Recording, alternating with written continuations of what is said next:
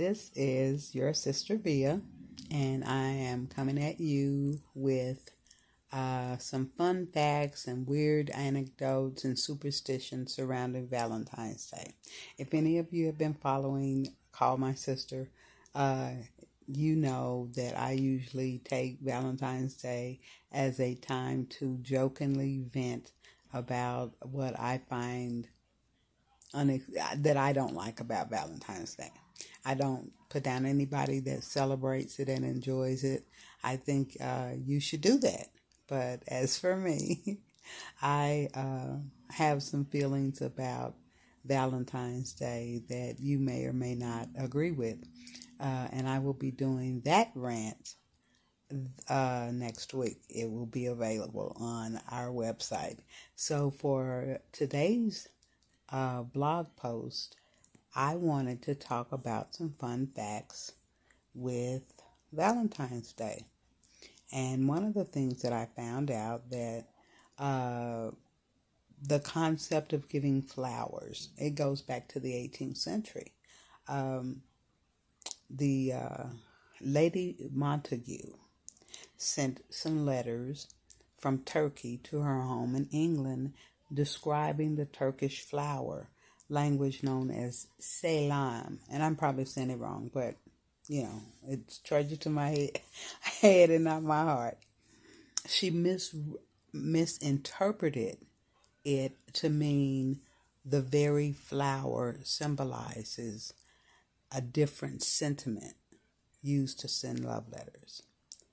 Though this wasn't exactly true, the concept spread throughout society and even in a dictionary about the language of flowers in 1819. So that is how, because she sent love letters talking about flowers, that's how that connects. Flowers, we give flowers and roses, and they're still the most popular gifts to give on Valentine's Day. Lovebirds just isn't a term of phrase. It has a meaning connected to Valentine's Day. I will have this link on our website. I am coming from pioneerwoman.com, and it's 25 fun Valentine things. I'm going to get to the weird, don't worry. Of course, we probably know that Valentine's Day is one of the most popular days to get engaged. People like to celebrate their pets on Valentine's Day. I didn't know that. So, if you have a pet and you want to celebrate Valentine's Day with your pet, you get them some toys or a new pet bed or a treat that your pet likes. So, when did Valentine's Day become a holiday? It was near the end of the 5th century, or like 500 AD. Pope Gelasius declared February 14th as St. Valentine's Day. As for the origin and the reasoning, that's a bit murkier. The oldest known Valentine was written from prison. Now I need to get into the weird, because, it's me. So we got to do a little bit of the weird. The first Valentine was a poem, which is probably why Valentine cards are so popular.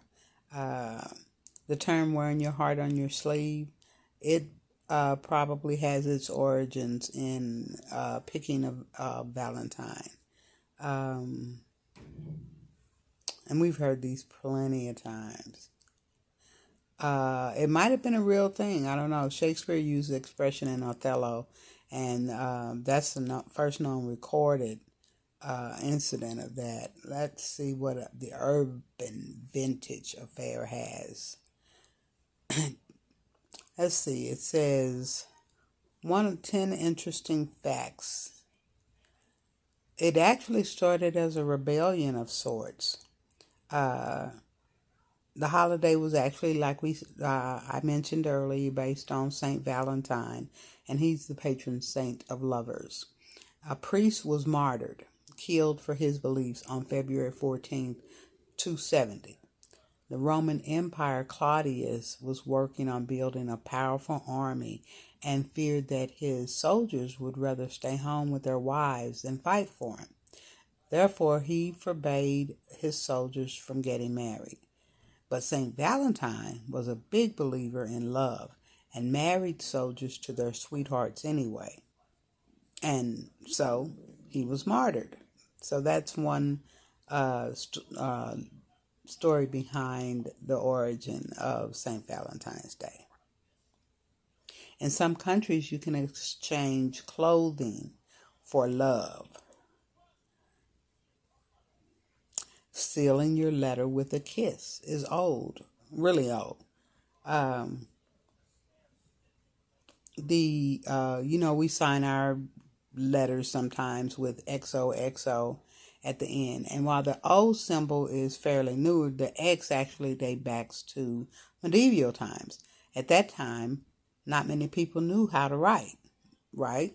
So, even in the 1900s, a lot of African Americans didn't know how to write. Even before that, slaves were forbidden to write. That's my Black History fact surrounding Valentine's Day. See how I looped that in there? That's right. You can do that.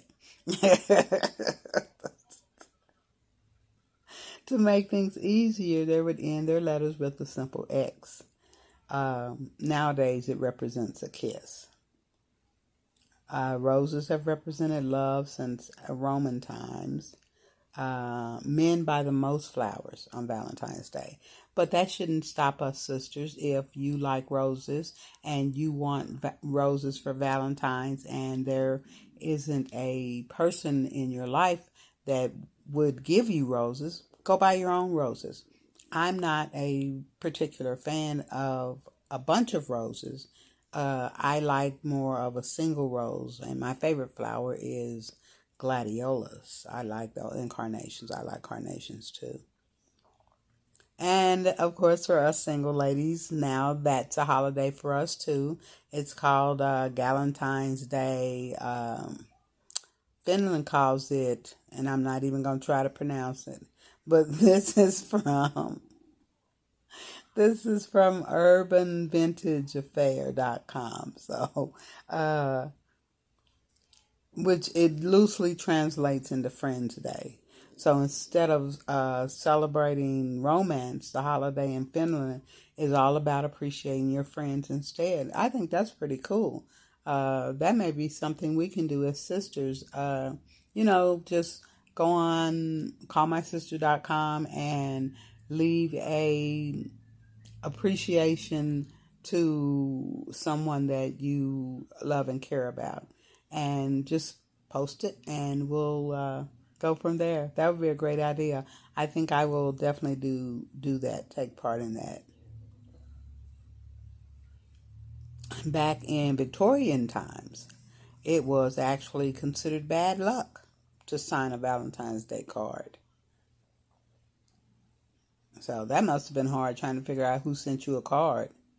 Romeo and Juliet, the stars of Shakespeare's play, are symbolic of Valentine's Day and romance. So, maybe if there's a play in your community that's putting on Romeo and Juliet, or an old cinema that's doing romance and they're showing a version of Romeo and Juliet, maybe you could check that out for Valentine's Day. I personally think that would be a pretty cool date. If I was dating and the gentleman I was dating took me to see either a live performance or a movie performance of Romeo and Juliet.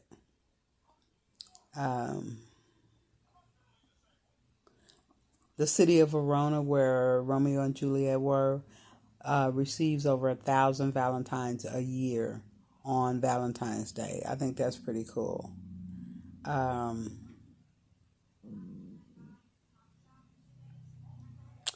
Let's see. What else is kind of weird? What is your weirdest Valentine? I remember being in school. I won't say it was really weird. It was just it was kind of strange because I was probably in like third grade and I was really shy. And basically, I did my schoolwork, and when I had any downtime, I was reading a book.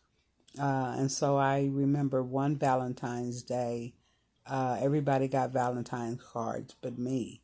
And so I was really, really upset about it. And the teacher was like, why didn't you go down to the bathroom, wash your face, and come back? And when I came back, there was just like tons of Valentines on my desk. And they were just, I mean, there were so many on my desk. They were falling into the seat of my desk and onto the floor. And it was just like, and they were like, surprise.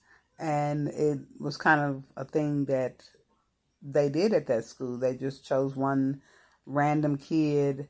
Well, I don't know if they did it in the whole school, but I know this particular third grade teacher was a fan of picking one student, and just, the class just showers them with Valentines. I don't know if she bought the Valentines or the class pitched in or what, but I felt really special that day. Cupid appears in ancient ancient mythology. So even back as far as the Romans, and they still had Cupid. I'm going to see if I can find this first Valentine's poem, because I think it'd be kind of cool to end on this. Let's see here. This one is from Country Living.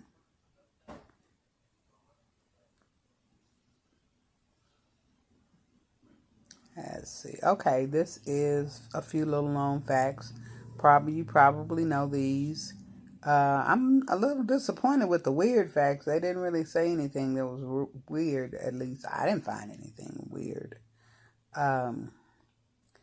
But let's see. A Roman fertility festival was what they celebrated before they started celebrating Valentine's Day. There was more than one St. Valentine's. There was actually 3. And because they were all martyred for what they believed, they all shared the same feast day on February 14th. It wasn't romantic until the Middle Ages,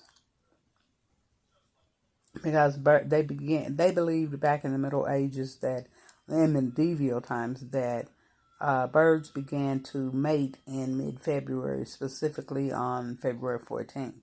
So that's from the Folklore Society. That's kind of cool. And they accredit a scientist with associating chocolate with Valentine's to pair them together. It's one of the busiest days in the year for florists. I can see that. And it's now no longer, it was removed in 1969 from the Christian calendar as a holiday, a religious feast day. So it's no longer a religious holiday. St. Valentine's is still known as the patron saint of love, engaged couples, happy marriages, as well as beekeepers, epilepsy, fainting, greetings, travelers, and young people. So, I mean, St. Valentine kind of got a bundle of things attributed to him. Thank you, my sisters, for joining me. I thank you for staying patient with me as I stumbled along. I hope you found out some facts about Valentine's Day that you didn't know, or some that you have forgotten. I hope they put a little smile on your face, as some did for me. Remember, you can always call your sister. Please comment and let me know about your Valentine's Day memories.